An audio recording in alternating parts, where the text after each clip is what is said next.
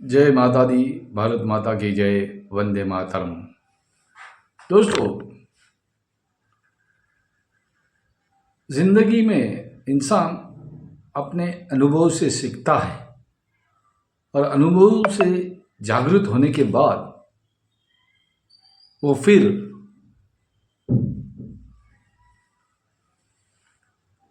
उसको अपने जीवन में उसका उपयोग करता है। बराबर है कि नहीं उपयोग करेगा तो वेस्ट है।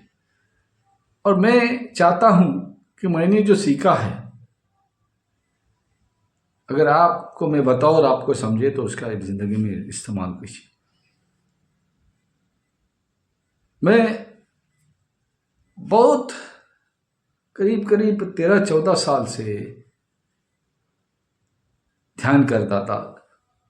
और जब मैंने ध्यान शुरुआत की, पहले दीपा को ऐसा देख के मैं ध्यान करता था। एक एक घंटा बैठता था, काली माँ की पूजा करता था। वो दीपा को ही काली माँ समझता था, क्योंकि काली माँ एक अग्नि है। अगर आपने तेलुगु पिक्चर देखा होगा देवी करके, जिसमें वेंकटेश हीरो है, तो शायद आप काली माँ क्या है समझ सकते हो। मौका मिले तो देख लो। तेलुगु पिक्चर मैं पहले से पसंद करता हूँ। जब मैं बम्बई में था, साउथ के मोस्टली, केरला के, तमिल के, बिकॉज ये हिंदी वाले पूरे इसकी कॉपी मारते हैं। लेकिन तभी हिंदी मूवी बहुत डिसेंट होती थी। तो एक्टर के थोड़े लिमिटेड, 2000 के बाद ये लोग सब बिगड़े और दूसरे को बिगाड़ दिए। लेकिन उसके बारे में मैंने बात किया। अभी ध्यान से मैंने बहुत सीखा, अनुभव किया, अपने जीवन में उसका उपयोग किया, दूसरे को भी बताया। भले उसने उसको समझा कि नहीं समझा, वो अपनी मर्जी का मालिक है। आप अपने मर्जी के मालिक हो। लेकिन ध्यान से सुनिए, उसको एनालाइज बोलते, कुछ कुछ अंग्रेजी बोलेंगे, उसके ऊपर सोच के आप मंथन कीजिए कि ये बंदा जो बोल रहा है वो सही बोल रहा है क्या गलत बोल रहा है। अभी 2-3 दिन पहले मैं टीवी में या यूट्यूब में मैंने देखा, एक गणपति से, वो पूजा करता है, गणपति से कुछ पूछता है, गणेश महाराज मुझे ये चाहिए, मुझे वो चाहिए करके बोलता है ऐसा। मैंने देखा तो मुझे मालूम गिरा कि हम जब भगवान के सामने पूजा करके मांगते हैं और बाद में हमारा जो प्रॉब्लम का सलूशन होता है, ये अपने अंदर, अपने दिमाग में आता है, यहाँ आता है, और हम उसके प्रॉब्लम का निवारण करते हैं। हमको मार्ग मिलता है, या किसी से बात करते हो और वो हमको आइडिया से बताने के लिए एक आइडिया बताता, कुछ आइडिया ऐसी बताता कि हम उससे बाहर निकले। तो वो ही तभी गणेश का स्वरूप होता है, क्योंकि गणेश भगवान खुद आपके सामने आएंगे नहीं, जगन माता आपके सामने आएंगे नहीं, वो किसी इंसान या किसी के रूप में आके आपकी मदद करेंगे। और आप जब सोचते हो, अब बहुत बार सपोज ज्योतिष के पास जाओगे, ज्योतिष आपको ये हल बताएगा, और आपका काम हो गया, आप सोचते मैं इंटरव्यू में पास हो जाऊं, मेरे को नौकरी मिल जाए। जब आप नए नए रहते हैं और आप चाहे 6-7-10 इंटरव्यू देके, फिर आपको लगता है वो ज्योतिष ने किया है। ज्योतिष ने किया, आपने कोशिश की है, करके उसकी सफलता होगी। अभी बहुत से लड़कियां या लड़कों के लोग शादी करने के लिए देखते रहते हैं, उनकी शादी होती नहीं, परेशान होते, ज्योतिष महाराज के पास जाते, भगवान के सामने जाते, ज्योतिष महाराज के साथ सामने जाते, मेरी बेटी की शादी होने दो, शादी नहीं हो रही। और ज्योतिष के बाद में 4-5 महीने के बाद कहाँ से उनकी शादी किसी से जुड़ जाती है और फिर शादी हो जाती है। तो ये आपकी कोशिश, आपका कर्म के वजह से हो जाता है। हाँ, अगर उसने सोचा रहेगा लड़की ने कि मैं ये लड़के से शादी कर, और लड़का ने दूसरी को पसंद किया, तो वो ट्रायंगल का स्टोरी होता, उसके लिए कोई कुछ नहीं कर सकता है, बिकॉज जिंदगी में आपको कॉम्प्रोमाइज करना पड़ता है। लेकिन ये यहाँ आत्मा रहती, इसलिए हम यहाँ टीका लगाते, इसको अपनी शंकर भगवान को ही तीसरी आंख नहीं, हमको सबको तीसरी आंख है, लेकिन उसको ध्यान से नाम स्मरण से उसको खोलना पड़ता है। और जब आप तीसरी आंख से या बराबर ऑब्जर्व करोगे हर चीज को तो उससे सीखोगे। तो उस दिन मुझे रियलाइज किया कि जब आप भगवान के सामने माथा टेक के पूजा करते हो कि भगवान मेरा काम होने दे, कुछ भी हो, फलाना होने दो, मुझे नौकरी मिलने दो, मुझे पैसे की कमी हो रही है, पैसे का काम होने दो, तो आप मेहनत तो करते हैं लेकिन उसका मार्ग भी ढूंढते हो, आंसर उत्तर आपको यहीं से मिलता है। तो उसका मतलब क्या है? भगवान हमारे अंदर है, भगवान हमारे अंदर है। मैं आपको फिर से बोलूंगा, एक टॉपिक है जोसेफ मर्फी ने लिखा है, पावर ऑफ सबकॉन्शियस माइंड, वो पढ़िए। हम जैसे कॉन्शियस माइंड में फील करते हैं वैसा आपका सबकॉन्शियस माइंड फॉलो करता है। कॉन्शियस माइंड राजा रहता है और सबकॉन्शियस माइंड उसका नौकर रहता है और फॉलो करता है। आपने सुना रहेगा स्लीप वॉकर, और सही में मैंने खुद, मेरा एक दोस्त था, रिश्तेदार साहब, उसको स्लीप वॉक में करने की आदत थी। वो कभी पिक्चर देख के आता था, रात को देखते बोलते कपाट में भूत है, वो पिक्चर में था कपाट में भूत है, और उसने सबकॉन्शियस में फीड किया और रात को उठ के बोलता है कपाट में भूत है, कपाट में सॉरी भूत नहीं, लाश है, क्योंकि वो सबकॉन्शियस माइंड है। तो अपना सब जो भी हम लोग का यश है अपयश है, ये सबकॉन्शियस माइंड के इसमें। अभी आपने भूल भुलैया देखी रहेगी, अक्षय कुमार की भूल भुलैया, उसमें मंजुलिका, वो मंजुलिका भूत नहीं रहती है, वो उसके बारे में कहानी पढ़ती है और कहानी के बारे में वो सोचती है, और वो सोचती है उसकी उसमें भूत आया, और वो कार्ड भी उठा लेती है। आपने देखा है, क्योंकि सबकॉन्शियस माइंड में इतनी पावर रहती है। मैंने सबकॉन्शियस माइंड में स्लीप वॉकर को देखा है, बंद ताले खोलते वक्त सुना है। और जो हमारे गांव में बावड़ी बोलते हैं ना, वीर बोलते हैं या वेल, और नींद में वो वेल के ऊपर ऐसा चलता है, उसके वॉल के ऊपर, उसकी दीवार के ऊपर चलता है और गिरता भी नहीं, इतना परफेक्ट चलता है, और बंद ताले खोलता है। इसको बोलते हैं the power of subconscious mind. Subconscious mind ही भगवान है, आप सोचोगे जब होता है। अभी एक उदाहरण देखूंगा संत तुकाराम का, बहुत महान संत थे, कुछ लोग उनका अवतार भी कहते। तो संत तुकाराम जी के पास शिवाजी आए, उनके कीर्तन, शिवाजी महाराज आए उनका कीर्तन सुनने के लिए, और कीर्तन उनको कीर्तन सुनने को बहुत पसंद था। और कभी कभी वो उनमें अंदर आध्यात्मिक थे, कोई को उनको भी अवतार कहते थे, कभी कभी कृष्ण अवतार भी कहते थे, क्योंकि उन्हें कारनामे कुछ किए हैं। भगवान कृष्ण जैसे चालाकी से भी बहुत से जीत गए, क्योंकि चालाक को चालाकी से मारना पड़ता है। अगर आपने शिवाजी महाराज अफजल खान की युद्ध नीति पढ़ी होगी तो आपको समझ में आएगा। उसके बारे में कभी मैं बोलूँगा, बोलना चाहता हूँ, भूल जाता हूँ। शिवाजी महाराज ने अफजल खान को चालाकी से हराया। अफजल खान बहुत चालाक था, उसका करीब करीब 7-7.25 फुट का था और बहुत बलशाली था। क्रूबार को ऐसा बेंड कर देता था, वो इतनी ताकत थी। पूरी बैलगाड़ी या जो पूरा बैलगाड़ी को उठाता था, इतनी ताकत। और वो 7 फुट और इसमें वो बलशाली थे, तो उनको कैसे हराना उन्होंने पहले प्लानिंग किया। अफजल खान को कैसे हराना, पहले 7 फुट के आदमी से प्रैक्टिस किया, बट जब उनको समझा नहीं तो उसने माँ भवानी से पूछा क्या करे, हमारे लोग डर गए कि बोल रहे शिवाजी महाराज आप उनसे लड़िए मत, आप उनसे जीत नहीं सकते। तो उन्हें जब जगदम्बा से पूछा तो उनको ऐसा लगता है, जगदम्बा ने बोला कि लोगों को जाके बोलो कि मैंने आपको तलवार दी। तो शिवाजी महाराज जाके ऐसा बोलते हैं कि मुझे माँ भवानी ने तलवार दी, और ऐसा बोलने के बाद लोगों में उत्साह होता, उनसे डर निकल जाता है, उनमें आत्मविश्वास बढ़ जाता है, और शिवाजी महाराज के पीछे पीछे वो भी निकल लेते और शिवाजी महाराज जीत जाते हैं। तो मेन अपने आत्मविश्वास है, हर प्रॉब्लम को फेस करना है आपको। तो आप जब भगवान के पास जाओगे तो आपके अंदर भगवान है। अभी और एक प्रूफ दूंगा भगवान का, आप प्रसाद रखते हो, बराबर है, कभी आपने देखा है भगवान खाता है?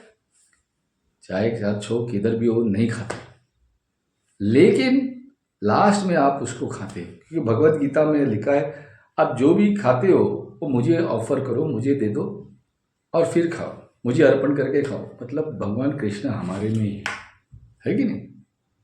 और भगवान कृष्ण ने बोला है, क्योंकि हमारी उतनी समझ नहीं है उस जमाने में, लोगों को ये साइकोलॉजिकल पावर और सबकॉन्शियस माइंड ये समझ में नहीं आता था। तो आप जब भगवान के सामने रखोगे खाओगे तो आप ही, मैं चैलेंज करता हूँ, किसी ने अभी तक देखा, देखो महान संतों की बात अलग है, लेकिन हाँ, तो आप ही खाना खाते मतलब आपके अंदर ही भगवान है।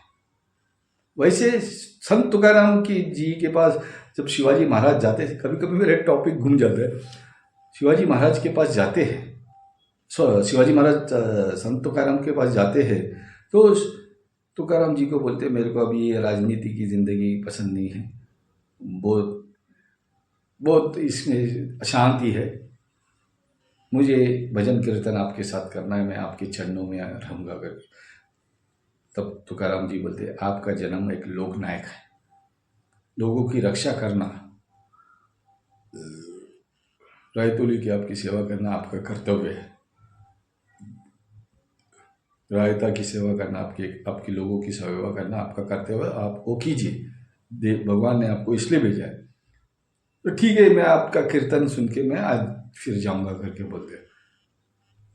तो कोई तुकाराम जी का भी दुश्मन रहता है, राइवल रहता है, वो जाके मुगलों को चमचा घुमाता है कि शिवाजी महाराज यहाँ है। तो मुगल सेना आ जाते, शिवाजी महाराज को पकड़ने आते, शिवाजी महाराज को पकड़ने आते तो संत तुकाराम को कोई आके बोले कि उनको पकड़ने आए हैं, तो संत तुकाराम जी को गुस्सा आता है और विट्ठल के सामने जाते। अगर आपकी इधर भजन कीर्तन को कोई आया और वो उसको पकड़ा गया एक लोकनायक, तो कैसा चलेगा, ये बराबर नहीं। तुकाराम जी के मूर्ति के सामने झगड़ा करते, ये बराबर नहीं। और नाम स्मरण लेता है, जय हरि विट्ठल, जय हरि विट्ठल, विट्ठल विट्ठल विट्ठल विट्ठल, हरे राम हरे कृष्ण, हरे राम हरे कृष्ण, कृष्ण कृष्ण। विट्ठल बोला तो श्री कृष्ण ही है, महाराष्ट्र में उसको विट्ठल बोलते हैं, क्यों बोलते हैं उसकी बहुत बड़ी कहानी है, लेकिन मैं इसके साथ मिक्स नहीं करना। तो जय हरे कृष्ण हरे कृष्ण, विट्ठल विट्ठल विट्ठल विट्ठल विट्ठल विट्ठल, जय हरि विट्ठल, जय विट्ठल, जय पांडुरंग, जय पांडुरंग, जय पांडुरंग, जय पांडुरंग बोलते रहता है। आप शिवाजी महाराज को बचाइए। तो ये बार बार बोलने से उनकी सबकॉन्शियस, लोगों को लगता है मूर्ति से 1000 शिवाजी आ रहे, 1 शिवाजी आ रहे, 2 शिवाजी आ रहे, 3 शिवाजी आ रहे, 4 शिवाजी आ रहे। और जो औरंगजेब की सेना है, वो एक आदमी के पास जाते, लोग के पास जाते हैं तो पूछते को, तो बोलते मैं शिवाजी हूँ, मैं शिवाजी हूँ। हर आदमी बोलता है मैं शिवाजी हूँ, मूर्ति से 1000 शिवाजी आते हैं देखते, और उसमें ओरिजिनल शिवाजी महाराज भाग जाते। ये है सबकॉन्शियस माइंड की पावर। तो अंदर ही अपनी शक्ति छुपी है, बाहर मत देखो।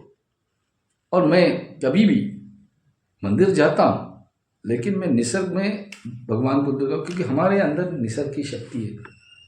पंच तत्व तो हमारे अंदर है, आकाश, पृथ्वी, वायु, जल, अग्नि, ये सब अपने अंदर ही है।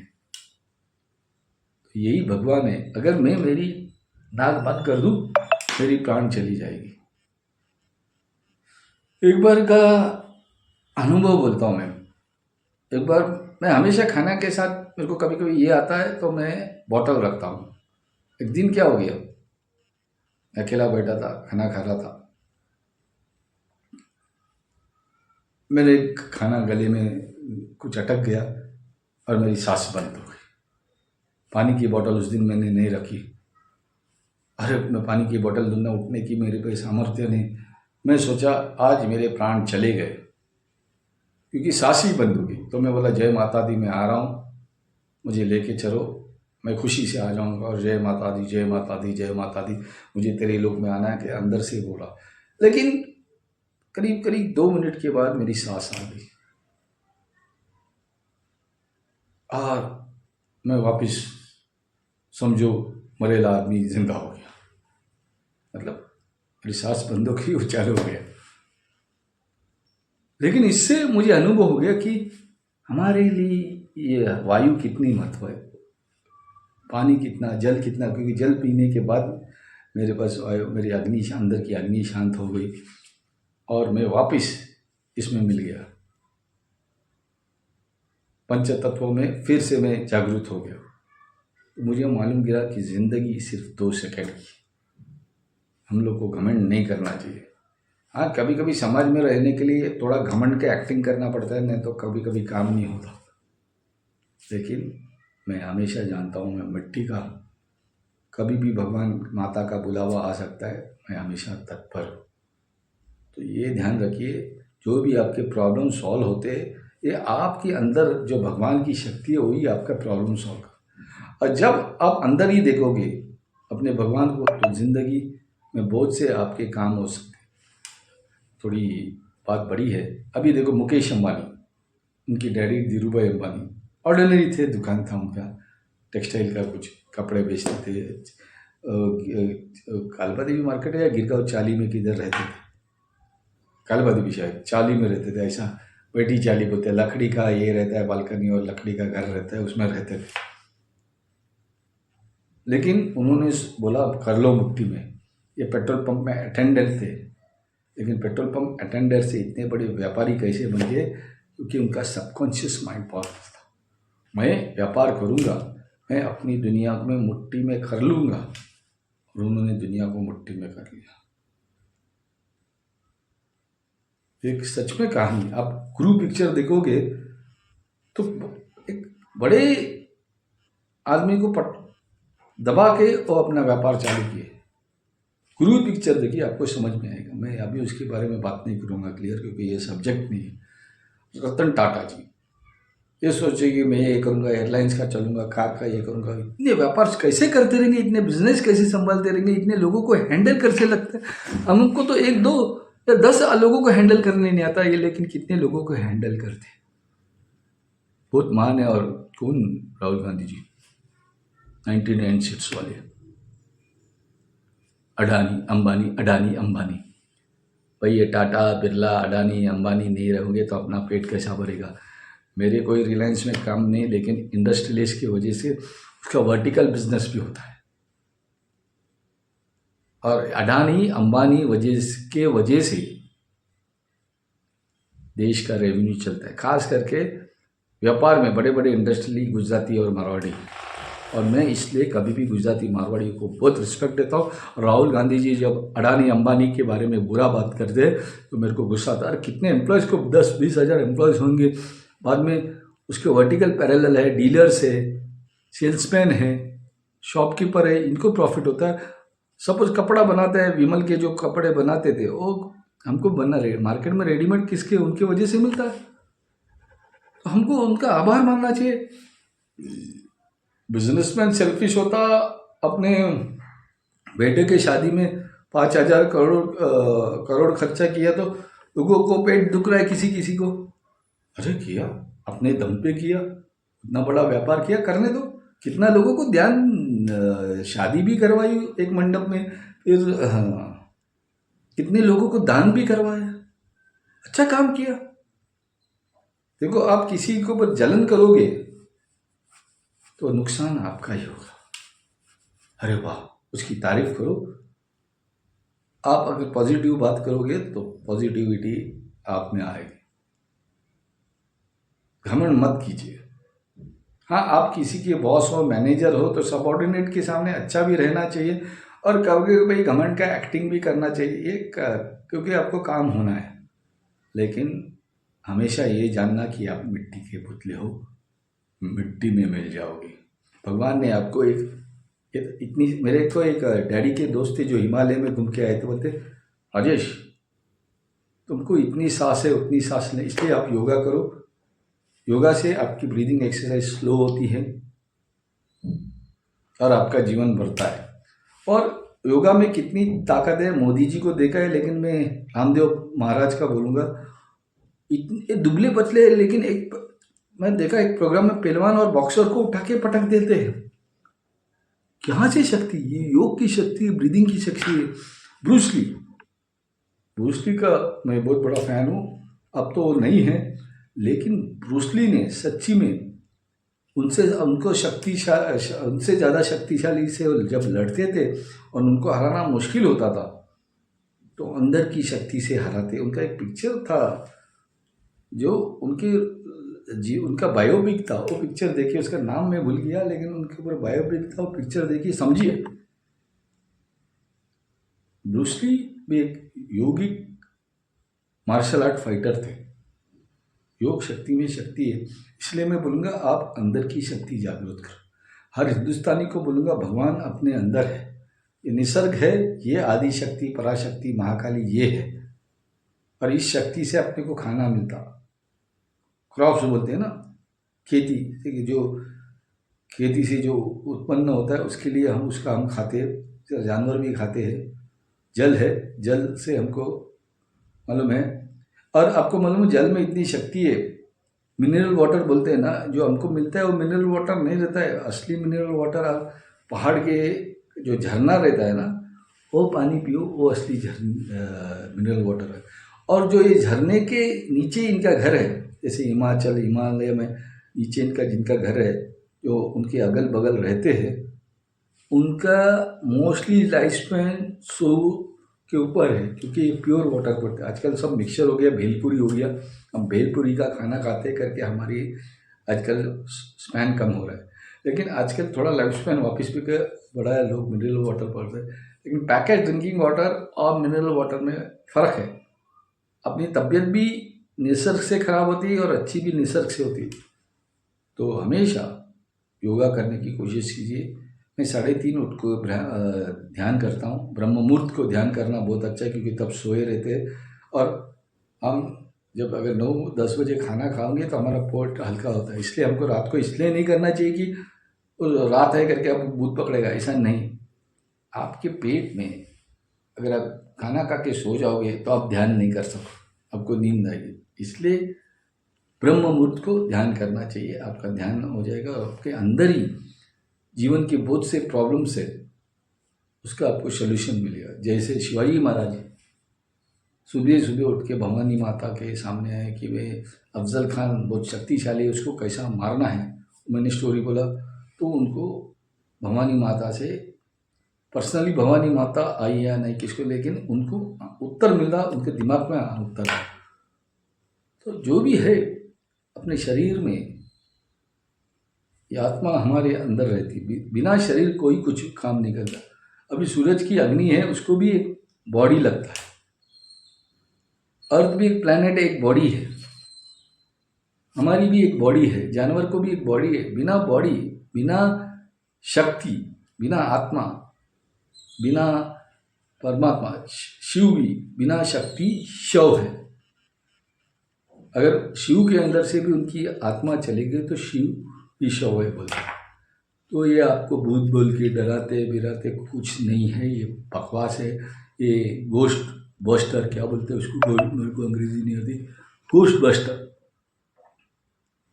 बस्टर बोलते हैं ना। ये जाके ऐसा ढूंढता है मशीन से आपको सिग्नल। अरे भाई, हर आदमी के बॉडी में एक एनर्जी रहती है, एक जानवर में एनर्जी रहती है। आप पत्ते की इधर एक मशीन लेके आओ तो उसमें भी एनर्जी रहती है। तो बीप बीप स्वयं से बोलते इधर भूत है पुराने।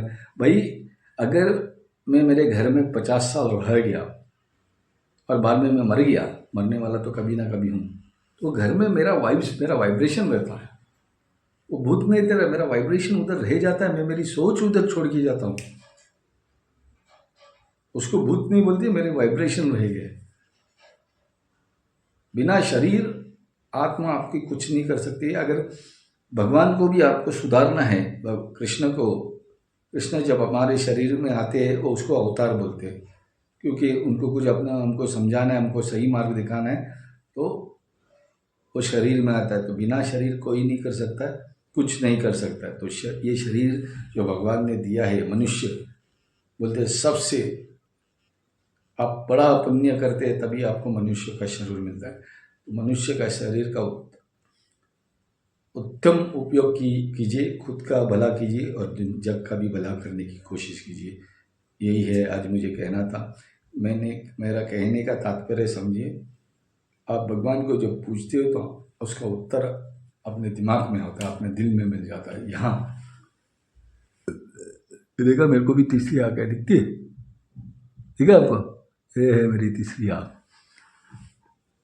तीसरी आँख बोला तो मेरे को बचपन में लगा था, लेकिन आपको लग गया है तीसरी आँख है, लेकिन यहाँ अपनी आत्मा रहती, और ये जब यहाँ छोड़ के जाती है तो हमारा शरीर शव हो जाता है।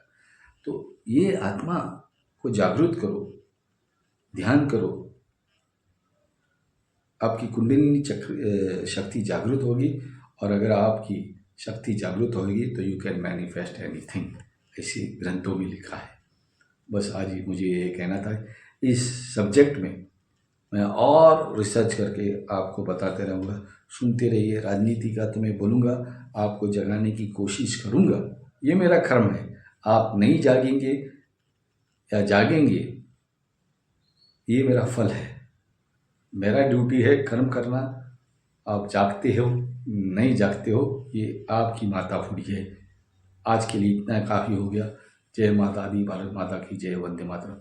अगर मेरी वाचा आपको समझ में नहीं आई, मेरी वाणी आपको समझ में नहीं आई है, तो मुझे पूछिए, पर्सनली इनबॉक्स में मैसेज करते और फ़ोन भी करके पूछ सकते कि मैं क्या बोल रहा हूँ, मैं उसको इलाबरेट करूँगा। लेकिन एक ही बात सिंपल है, भगवान हमारे अंदर है। मंदिर जाओ, लेकिन आप देखेंगे पुरानी देवी का मंदिर है, वो पहाड़ों के ऊपर रहता था, क्योंकि निसर्ग में देवी माँ चाहती थी आप निसर्ग के साथ हो, क्योंकि आपको बोलेगा भगवान आपके अंदर है तो आप नहीं समझ पाओगे। ये आपको रिसर्च करके आपको ही समझना है।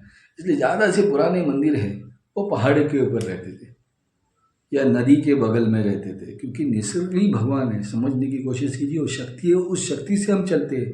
अभी आपके घर पे बिजली जो आती है, जाते वक्त बोलूँगा, वो कैसे आती है? डैम से आती है, या थर्मल एनर्जी और जो भी बोलते हैं आप, डैम से आती है। और डैम किससे? पानी का जो बहाव का उसमें से रहता है, उसमें से एक ट्रांसफार्मर कनेक्ट करते हैं और वहाँ से पानी आके हमारे घर घर पहुँचता है। तो निसर्ग में ही पूरे भगवान है। ये बहुत समझने की कोशिश करो। ये मैं जब समझा, जब सिंगूर डैम गया था तो मैं देखा ऐसा डैम का पानी गिरता है, फिर उधर से जब गिरता है तो उसमें एनर्जी रहता है, उसमें से मशीन से उसे पावर को खींचते और हमारे घर पे वायर ट्रांसफार्मर भेजते। सन से सोलर पावर मिलता है आपको। तो कितना बार मैं क्या क्या समझाऊँ आपको, समझने की कोशिश। आपको मालूम है वायु से भी हमको इलेक्ट्रिसिटी मिलती है, क्योंकि वायु में भी एनर्जी है। The energy exist in this 5 elements. ये पंच तत्वों में ही शक्ति है। उस शक्ति के साथ रहो, उस शक्ति को समझने की कोशिश करो, और वही भगवान है। बुद्धि भी एक शक्ति है, अपने बुद्धि का वापर करो। हर प्रॉब्लम का निवारण आपका बुद्धि करेंगे, क्योंकि इस माँ सरस्वती भी हमारे साथ है। ये 3 देवी के रूप में होती है शक्ति, जिसको 3 रूप दिए, एक तो महाकाली, महालक्ष्मी और सरस्वती। धन, बिना धन भी आप कुछ नहीं कर सकते। धन भी बहुत बड़ी शक्ति है, बहुत बड़ी ताकत है। आपके पास पैसा नहीं तो आप कुछ नहीं कर सकते, आपके पास पैसा है तो पॉलिटिशियन भी आपकी जेब में है, बड़े बड़े गुंडे आपके सामने जी सर करेंगे। समझने की ये शक्ति जो है निसर्ग में है। अगर आपको समझा तो बहुत अच्छा है, नहीं समझा तो समझने की कोशिश करो, थोड़ा ध्यान करो, आपको उसका उत्तर मिल जाएगा। जय माता दी, भारत माता की जय, वंदे मातरम।